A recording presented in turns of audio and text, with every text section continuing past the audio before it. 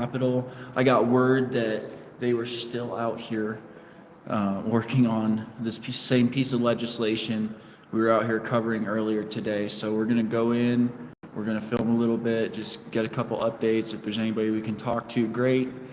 And if not, we're going to show you as much as we can. Here we go. They're still giving their... I believe so. I believe, yeah. Just open. Terms that are calling these things that are just simply infringing our right to be able to defend ourselves as citizens in this country and in this state. The other thing that I heard that boils my blood is everyone is law-abiding until they're not. That's to imply me or anyone else is law-abiding until they're not. Have I fractured a speed limit a time or two? Sure. Have I ever broken a law? No, I enforce the law. I held people to that standard. I think anyone that has any moral or ethical code lives by that. They live by the law, especially our law enforcement officers that were here today. Yet we have amendments to slap them in the face. Handguns are for concealed carry, long guns are for home defense. I teach that in my handgun, in my firearms training. When we don't have long guns for home defense, I take it everywhere. But for home invasions, anyone's ever, we heard from people that have their doors kicked in with people, multiple people that come in home invasions, armed and ready to do damage to anybody that gets in their way of getting what they want. If they don't have long guns to defend themselves, I assure you that guys do. They will lose that gunfight, they will die and lose everything that they have. The fact that Colorado Parks and Wildlife is expected to, on top of hunter education now, which hunter education, those permits and licenses that people get is going to fund this somehow. Hunter education is specifically to teach people species identification. I'm an instructor. It teaches people how to harvest an animal. It teaches people, well, for species identification, there's so many things people need to learn. Somebody brought that up, like everyone should learn something out of hunter education. It teaches you how to shoot the right animal when you're hunting for something that is either protected or not, or is what you're permitted to hunt based on conservation. They teach you survival, they teach you the hunting seasons, how to get permit, how to apply, everything else. Instructors, few and far between, especially in rural areas. We're expecting there to be more for something like this. We heard from the CPW guy, officer today, 120 days average for a person going to get training. Yet we expect something to be able to come from this. A protection order is a piece of paper. Like I said, help is not coming. We are on our own. I know that I carry it everywhere I go. I carry a long gun, I carry a handgun. I know I'm going to need one or the other. Long gun for distance, handgun for close. I will survive a fight. Why? Because you don't get to tell me that I can't buy a gun. You don't get to tell me that I can't use a firearm to protect myself. I always hear the issue of violence, encountering violence, and a good guy with a gun will stop a bad guy with a gun. Absolutely. You're not going to hug your way out of a shooting incident. You're not going to be able to talk somebody out of murdering you when that is their intent. The only way to stop somebody that is violent is with violence. Unfortunately, that's the case. The fact of it is, you don't get to tell me that I can't. As a citizen, we don't get to tell people that we represent they can't. Just because guns look scary, make you feel a certain way, make you feel feelings about them, that's an inappropriate way to legislate in here. Especially when it comes to something that is a constitutional right that shall not be infringed. I am no vote. Thank you. Roll call. Thank you, Mr. Chair. As stated over and over today, if this bill were to pass, this would be one of the most restrictive gun control laws in the nation.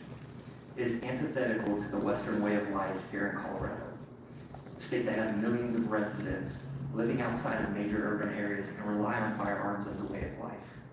Pro-Second Amendment advocates constantly talk about the slippery slope of gun control.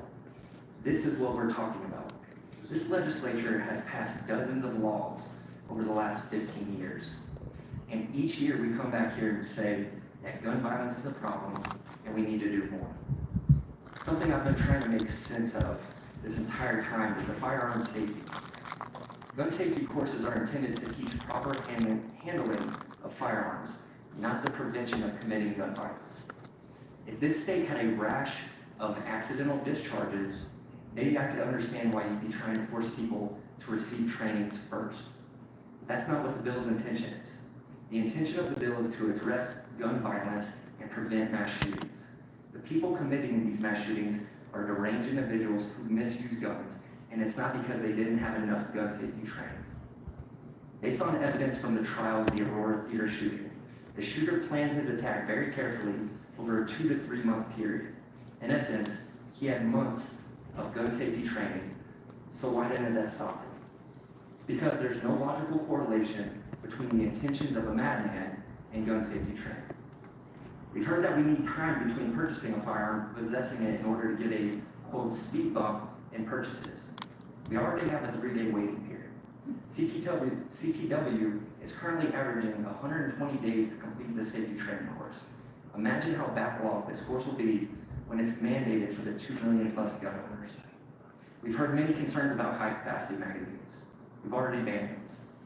We've heard about the increasing lethality of firearms. As pointed out in witness testimony, the AR-15 has been sold to the public since 1964. This is at a time when you could order firearms out of a Sears catalog and have it delivered to your house. No background checks, safety classes, or even identification verification required. So what's changed? It must be reiterated, this isn't just about semi-automatic rifles. Page 4, line 27 makes clear that this bill targets gas-operated semi-automatic handguns as well. That is the vast majority of handguns purchased, carried, and used by citizens. There's a reason our own law enforcement officers who are in this room today are carrying these gas-operated semi-automatic handguns instead of exempted firearms like revolvers. That's because semi-automatic pistols are easier to use, hold more ammunition, and yes, have a faster rate of fire than a revolver, which is exactly the characteristics you want when using a firearm for self-defense. Again, this is why our own law enforcement officers choose to use these tools over others. To the exempted firearms list added by the Senate, the word myself, my colleagues, and many witnesses used was arbitrary.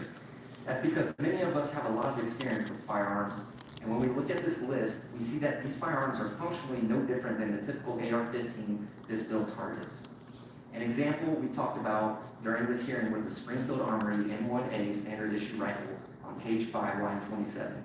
Functionally, this firearm is a semi-automatic and it's at a detachable magazine, just like an AR-15.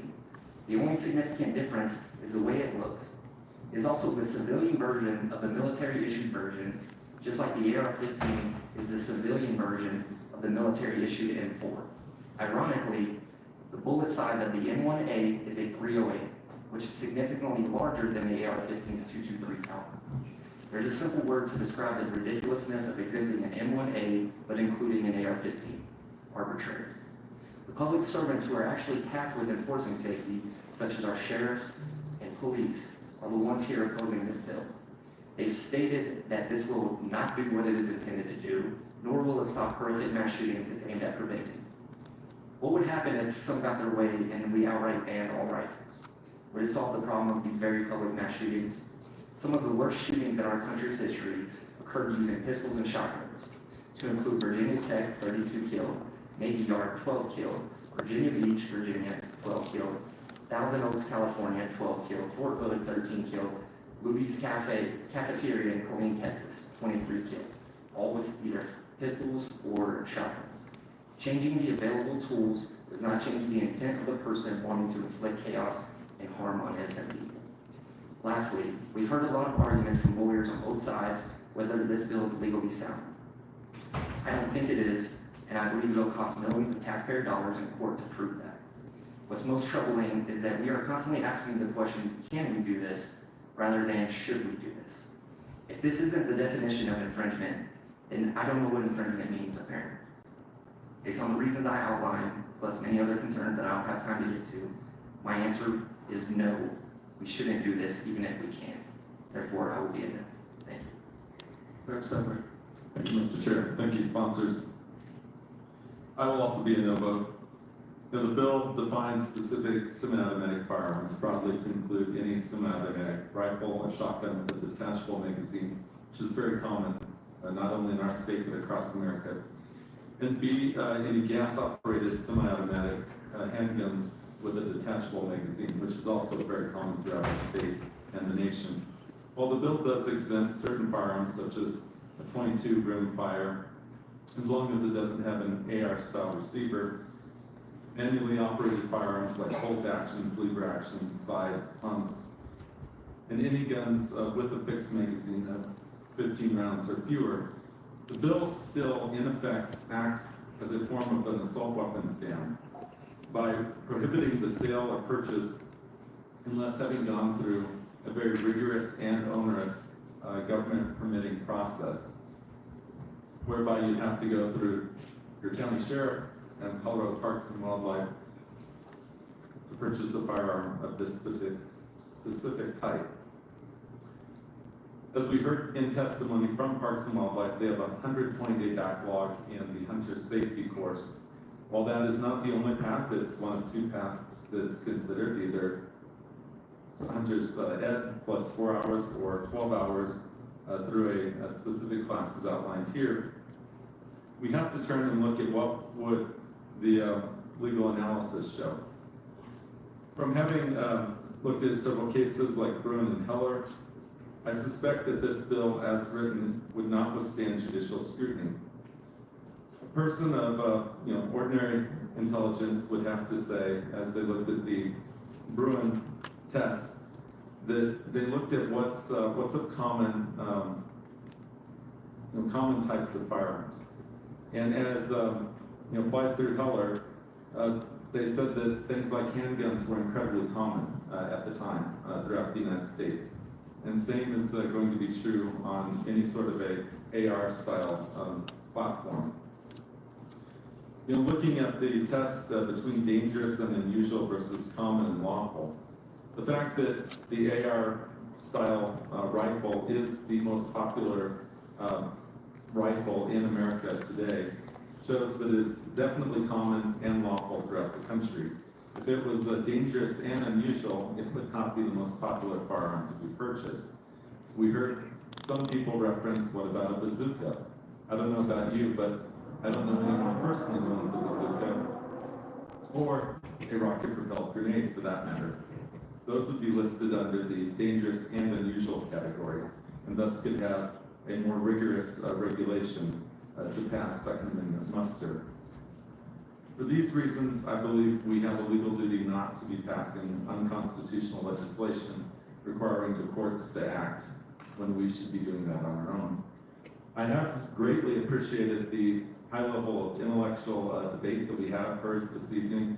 I believe that there were exchanges that definitely rose to a higher level than at other times when we've debated red flag bills, when we've debated two other variants of the assault weapons ban. So I appreciate both your presentation and the presentation from witnesses both for and against. I do think we owe it to the people of Colorado to give a thorough review on the merits, and certainly as I review the merits, I cannot vote yes. Rep. Espinoza. Thank you, Mr. Chair. I respect my esteemed colleague's comments, but will respectfully disagree with his analysis. First of all, let me start with what we had heard. And several of the witnesses were concerned about the safety that would be taken away from them. But it's clear that unless the weapon that we're talking about is one that's prescribed in this bill, nothing changes in the current process. And to me, that is one of the major differences of this bill and previous attempts to regulate this space. We are providing a path to gun ownership for even those weapons that previously had been identified to try and be not allowed in this state. So it's a substantial distinction, this bill from other bills and other attempts. But moreover, this bill does not preclude the right to obtain a concealed carry weapon permit for those weapons that women, especially in the LGBTQ community and the disabled community and others talked about needing in order to protect themselves. My image in my mind is that you're not carrying around a long arm or the AR-15 in your purse as a concealed carry weapon. And so I start at that with the premise. Secondly, one of the other things that were argued is that we don't have any other restrictions on the amendments in the Constitution. I beg to differ. In the First Amendment alone, under the right to assembly, we have requirements of permits, parade permits, other permits that are required often to affect that First Amendment right. And even the right to speech has been held consistently by the United States Supreme Court as to have time, place, and manner restrictions. So I would argue that we have other restrictions in other parts of the Constitution. I would also note that under the Bruin test, there's a two-part test, and the first is that the burden on the individual claiming an infringement must demonstrate that there is an infringement on the Second Amendment right in the language of the Constitution before we can even get to historical analysis, which is the second part of the Bruin test. So I looked at, and looking at recent case law, U.S. Supreme Court just this January 13, 2025, denied cert in a case regarding Maryland's gun control law. In the case of Maryland, Shell Issue Incorporated et al. Versus Morgan, it was dealing with a handgun qualification license. In short, very clear to the licensing structure that we're looking at today. Originally the district court had denied it, but a 16-member involved panel issued a 4-12 decision which upheld the licensing process and a timeline for the approval of the process.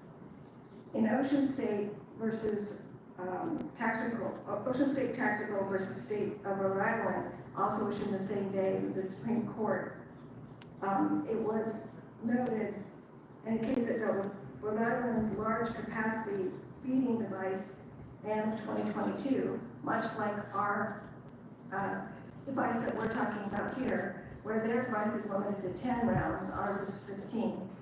The Circuit Court affirmed a denial of a preliminary injunction, and again, the Supreme Court refused to take cert on that case. Both of these indicate that the Supreme Court, in establishing rulings, wanted the states to be able to continue to regulate firearms.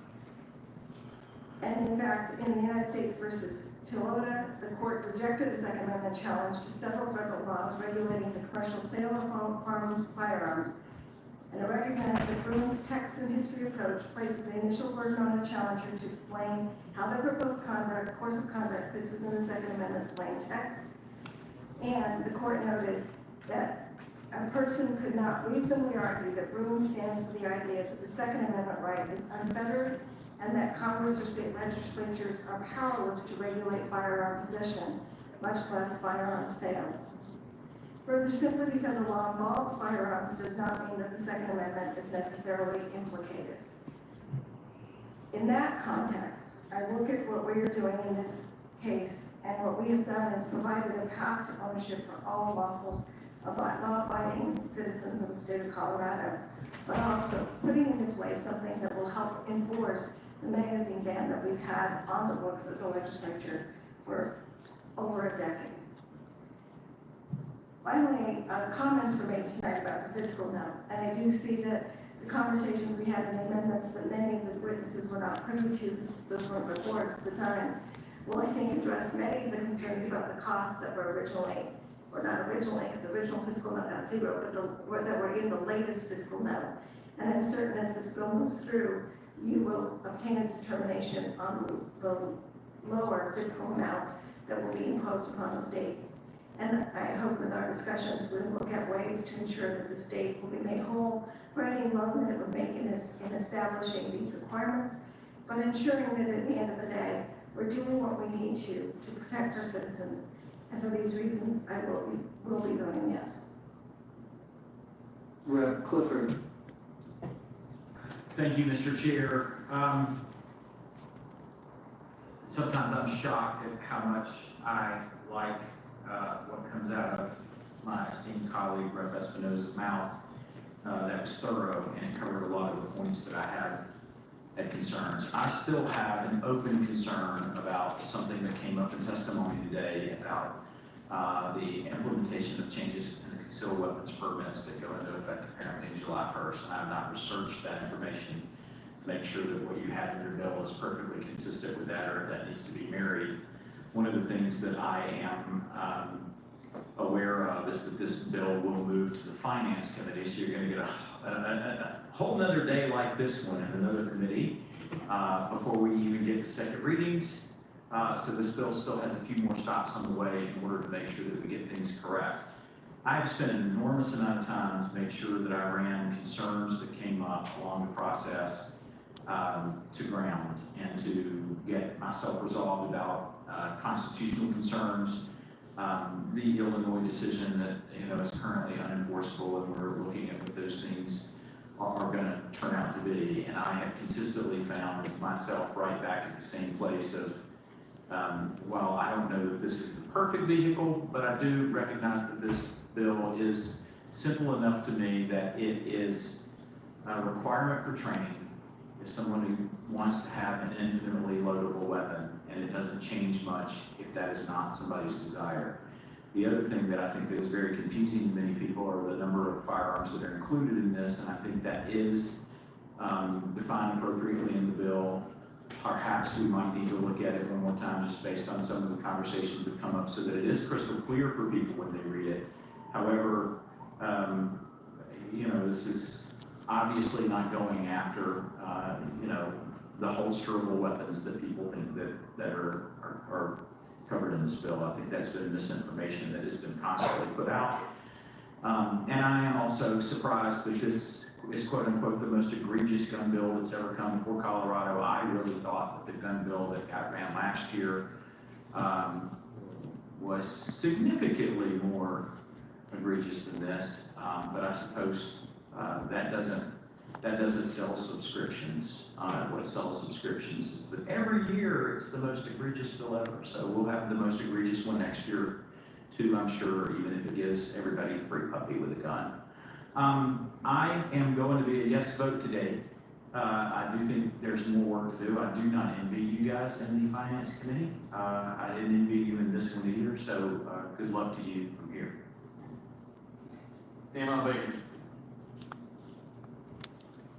Thank you. I first want to just start by thanking everyone who came today.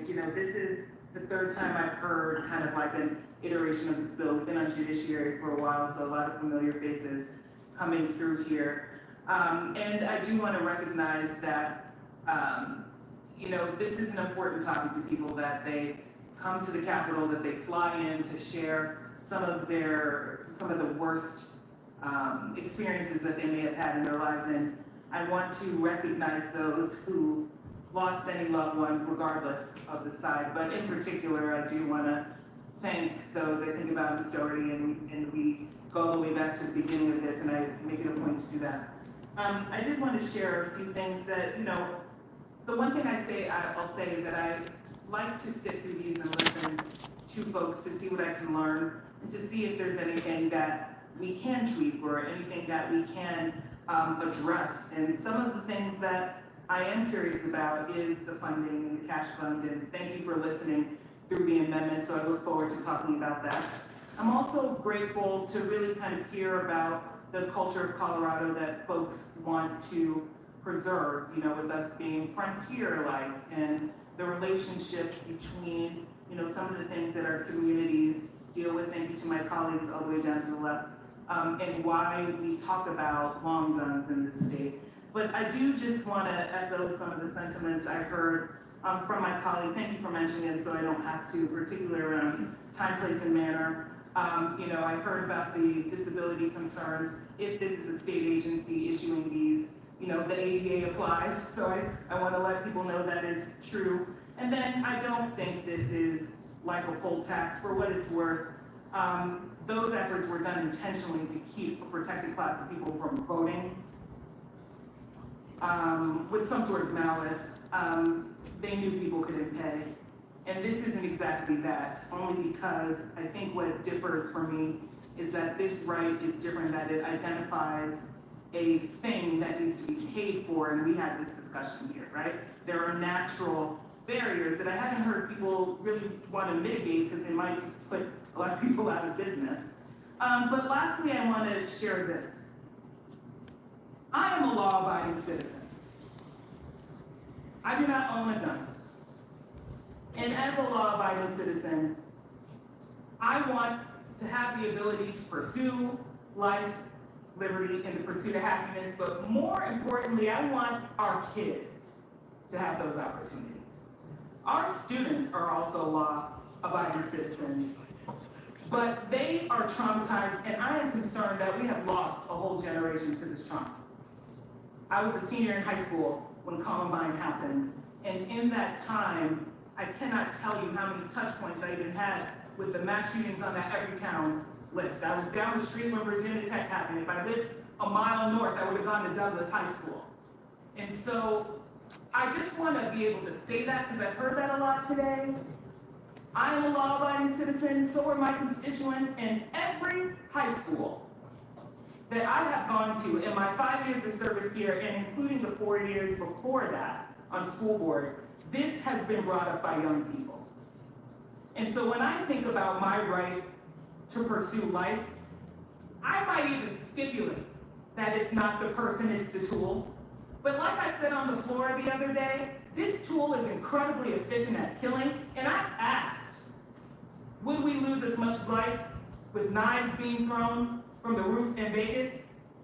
And the truth of the matter is, the same reason we choose these weapons to go to war, because of that efficiency, is what we are talking about here. So if this will stop, this may not stop all crime.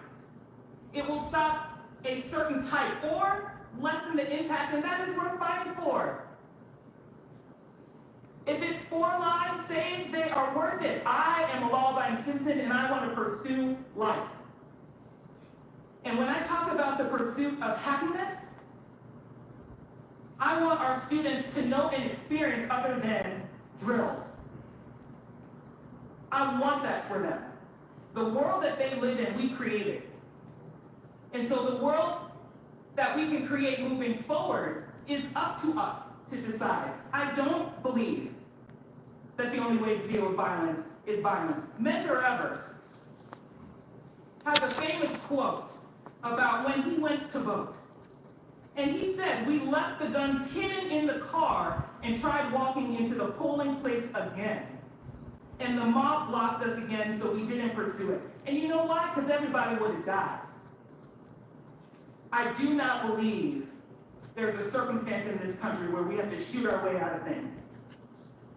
And to the extent that we should try to build a culture to get rid of these thoughts, then we should try. I want to thank Mr. Lanier. I don't know if he's still here. I want to thank him for spending some time with me, because we did talk about trust and community disassociation. In my community, we call it, how do we bring back folks from being estranged from their community? I want to build a world where I don't have to vote on a bill like this. Is this the best option? Perhaps not. But given the options that we have, which is allowing a tool that does not have the purpose to the culture that I hear. Side note, I am willing to have a continued conversation about the guns on this list, if they need to be adjusted, but we need to start somewhere. But at the end of the day, if we're going to talk about trust in the community, we cannot build a business off of disenfranchising people and then telling them they need to be armed to deal with that disenfranchisement. I cannot stomach how much money has been made off of actually keeping people from rights, so much so that they feel like they need to get a gun. Whether it's the LGBT community, the Jewish community, the Black community, or the indigenous community. And so in order for us to get to a place of trust, I am asking that we confront those injustices and we build a world where we can communicate with each other and support young kids to not just get mad and shoot because guns are so available. So we don't have to bring bills like this, because those are the conditions for me to vote no on something like this. Because I have to know, trust, and believe we have a community and a society that cares enough about each other that when we come together, we are not talking about how we don't trust each other. And so at the end of the day, I want to thank you for bringing this back. I want to thank you for being able to listen again. But I will be voting yes for this today. But I am committed to creating and supporting a world to get to a place where we don't have to talk so divisively. And I would love it for anybody else to join me, so we don't have to hear this bill again. Thank you. Reps, okay. Thank you, Mr. Chair.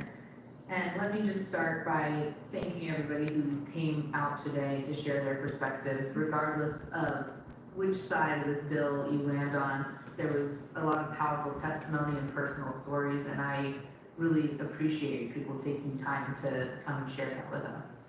I'll say I support the Second Amendment, and I also believe that making sure people have safety training does not infringe on the Second Amendment. And that's not just my belief, the courts agree as well. They have upheld that repeatedly. My colleague did an excellent job naming that Supreme Court precedent, and there is much more. These measures have been challenged repeatedly. States with more strict gun laws than what we have had them challenged in court. They have been upheld as constitutional. So I do not have constitutional concerns today. It is important to me and to my district that anyone using a detachable high-capacity magazine has had this training. And we heard a lot of testimony that, in my opinion, was not responsive to the bill before us today. This bill does not touch firearms with attached magazines. It does not ban those that have detached magazines. It's simply requiring some common sense safety measures and training. And we heard a lot from people who need these firearms for protection or for their line of work. And I'll say that I don't see why a 30-round magazine is needed for protection and for self-defense. I have been thinking a lot about who needs protection. And for folks who do feel they need firearms for their own self-defense, this bill does not touch rifles, shotguns, revolvers, pistols. For semi-automatic weapons that have an affixed magazine, it does not touch those. And for those who want one with a detachable magazine, it just lays out some training that they need to take. So I think that those folks are covered. We heard about people in domestic violence situations. And I will say that the outcomes for people in those situations when firearms are in the household tend to be much worse. I am thinking back to a statistic we heard many hours ago at this point, that 1 in 15 people have been present during a mass shooting. And I think of another statistic, that gun violence is the #1 cause of death in children. So when I'm thinking about who needs protecting, they're top of mind for me. And we had students here sharing their trauma and begging us to do something. I have 2 kids in school and a toddler, and I will never forget my son's first day of kindergarten and meeting his teacher, and it was a perfect fit, and we're all so excited to send him off, and my heart just sank because it was the first door that somebody would reach if they were there with that intent. And my thoughts immediately were, if we need to switch classrooms, even though everything was perfect for him. And I thought about that all the time when I dropped him off. I've had many conversations with moms at school drop-off about which bulletproof backpack would be most effective. These are not normal conversations, and they're not conversations that are happening in other countries. And so I think that when we're looking at this type of legislation, we should be thinking about who needs the most protection. And so that is what I am carrying with me, because truly not a day goes by where parents don't have this concern. And I hear about that from folks regardless of their political affiliation. is a hard time to send your kids to school. I'm thinking about the fact that in the Uvalde shooting in Texas, armed police didn't stand a chance. I think it's time that we do something. I think we have a responsibility to do everything in our power to prevent these types of incidents from happening. And the truth is that a semi-automatic firearm paired with a high-capacity magazine is an especially fatal combination. And it's one that everyone will still be able to purchase after this bill is hopefully passed. We are simply contemplating requiring a safety course. And I do not understand how that has become so controversial. I will be an enthusiastic yes, and I look forward to seeing you again in finance. Vice Chair Carter.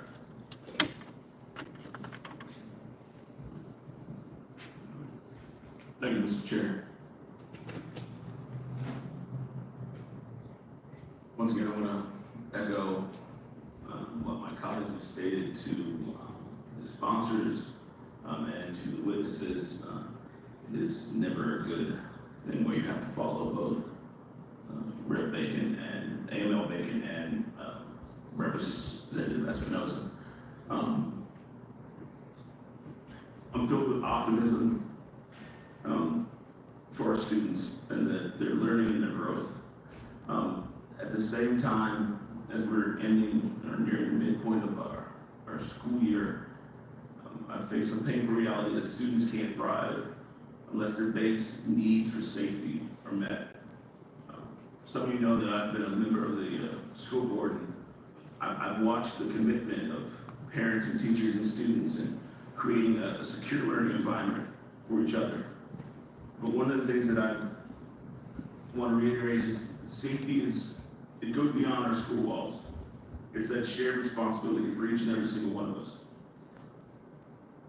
One of the scariest and saddest parts of school safety is the way that my children and my wife have become numb and accept that this is a part of daily life. It was scary when the last school shooting happened. I could not look my children and my wife in the eye had they asked me, are we going to be safe in school? That's not the worst part. The saddest part was that they never asked. My 3 children and my wife all got up the next day and went back to school. I have to reflect on the broader implications of what our state is doing to approach safety. I love Colorado and I'm fortunate to live here. But what we have to do is put together an array of students and educators, and we have so many kits for improving school safety in that social environment. At the same time, it's vital that we confine these challenges to the label of school violence. Instead, these challenges stem from a complex web of community issues and inevitability affect our schools, impacting the well-being and educational experiences of our students. Recognizing the significant impact of violence on our schools, it's clear that addressing this issue is my shared responsibility, and it shouldn't be just for the schools, which is why I'm very heartened to hear of the efforts of the bill sponsors as they re-examine that systematic approach to school safety and safety on the state level. I want to commend you on putting together a list of stakeholders, individuals, law enforcement, mental health experts, other legislators, students, parents. The meeting of these groups delves into a multifaceted discussion of issues that influence the safety and well-being of our citizens. At the heart of these discussions lies an understanding that gun violence in schools is affected by a multitude of factors outside of schools. But the outcomes for our students and our educators and our families are inside those schools. Now, our journey towards that comprehensive solution is going to be complex, and there's no easy answers. Still, once again, the bill sponsors and the members of the committee have been clear in their commitment to outcomes and actions that we believe will work.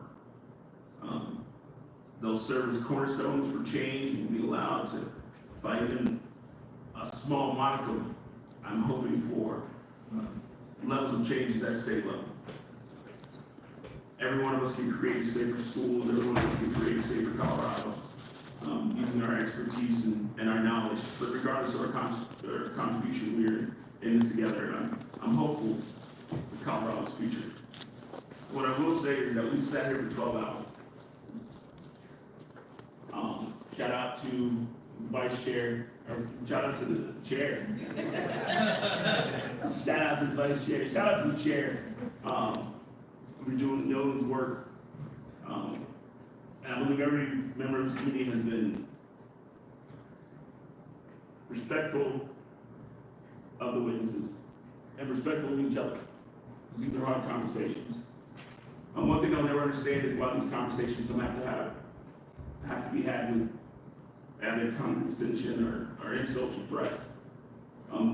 It closes off the conversation.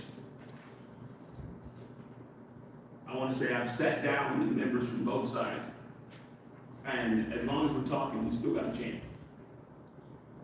But in regards to any of my answers today, I want to reiterate how proud I am and happy I am that my colleagues brought up schools. We literally have been visited by angels from East on more than one occasion. They've taken over this Capitol and begged us to do something. We refuse to hear their voices, but they still keep coming. So if you are confused by my vote, I want to be clear. There are 3 things that govern who I am: my wife, my kids, and my resume. My wife's been a teacher for 20 years in those same schools. I wake up every morning and I have to send my kids to those schools. And my day job, I have to represent people who normally don't get a seat at the table. And so I'm an enthusiastic yes. Even if this is just one step in the right direction, we need to take it. All right, first off, I will echo comments made by committee members about members of the public who have come here to talk about this. I think it's really important to recognize that there are strongly held beliefs on both sides of this issue, and that nobody is a bad person for holding beliefs on either side of this issue. I deeply appreciated the robust conversation we had here in committee today, and I sat through all of it. I listened to every witness today. Because I agree with the witnesses on both sides that this is serious. But let's be real about what we're talking about. This bill does not prevent people from defending themselves. Of course, I believe people have a right to defend themselves. You can still access handguns to defend yourself. A lot of the people who came here today talked about how they're proud, law-abiding gun owners. Well, nothing in this bill takes away any guns that you currently have. What we're talking about is reasonable regulations on uniquely dangerous weapons. That's what we're talking about. With a pathway to purchase those uniquely dangerous weapons. I want to highlight a story that I highlighted last year, but I think it's important to highlight. When police officers in Uvalde, Texas learned that the man inside the school had an AR-15, they refused to confront the gunman. One officer said, and these are quotes, when he knew it was an AR-15, there was no way he was going in. They had no chance but to wait and try to get something that had better coverage where we could actually stand up to it. Even though some of those officers were equipped with the same weapon, even though children were inside the school building, some of those officers were unwilling to confront a weapon that was uniquely designed to destroy human life. They refused to confront a weapon that is the choice for mass shootings. And what we're doing today is we're providing regulation on those weapons. School shootings are 57 times more likely to happen in the United States than any other developed nation. There aren't mass stabbing drills in France, or in Spain, or in South Korea. There are violent video games in movies in France, and in Spain, and in South Korea. Since 2015, over 19,000 people have been shot or injured or killed in a mass shooting. And 85% of mass shootings were caused by the weapons contemplated by this legislation. Coloradans fear that they cannot take their kids to school, go to the grocery store, or go to the movies without fear that they could be next. This is the reality that we face trying to live our lives. We can take a step to change this reality tonight. It's not the only step we must take. I agree with everybody that said, let's talk about mental health. But this is a meaningful step. And, as noted by our resident judge, the Honorable Representative Espinoza, this is a step that aligns with the Supreme Court's current interpretation of the Second Amendment and its limitations. Because even after the court's decision in Bruin, there are still limitations on the Second Amendment. Justice Kavanaugh, in his concurrence in that case, which was joined by the Chief Justice, Roberts, emphasized that Heller's restriction on dangerous and unusual weapons remains good law. The Seventh Circuit recently found that a challenge to Illinois' assault weapons ban, which by the way goes far further than this legislation, did not demonstrate that the law was likely to be unconstitutional. The court highlighted the exceptional danger posed by these weapons, and thus the state's regulation accorded with the history and tradition of this country. The judge noted that children are even more vulnerable. This was a quote from the case: children are even more vulnerable because the surface area of their organs and arteries are smaller. That is dicta in case law, talking about these weapons. I also want to talk about the constitutionality of permit to purchase laws, which is ultimately what this is. There is no indication that a permit to purchase system is vulnerable to a constitutional challenge. Many states have had permit to purchase system for years, some for decades. And I just want to name off a few that also include a training requirement: Connecticut, Hawaii, New Jersey, Oregon, Maryland, Delaware, Washington. Several of these states have enacted their laws post-Bruin. Delaware, Washington, and Oregon all remain in full force and effect. 9 states and DC have outright bans on the acquisition of certain semi-automatic weapons. All of the state restrictions on these firearms remain in full force and effect, despite numerous attempts to challenge their constitutionality. Federal district courts in California, Connecticut, Delaware, the District of Columbia, Illinois, Massachusetts, New Jersey, Oregon, Rhode Island, Vermont, Washington have upheld prohibitions on these weapons, which, by the way, this is not a prohibition. And that's under the Bruin framework.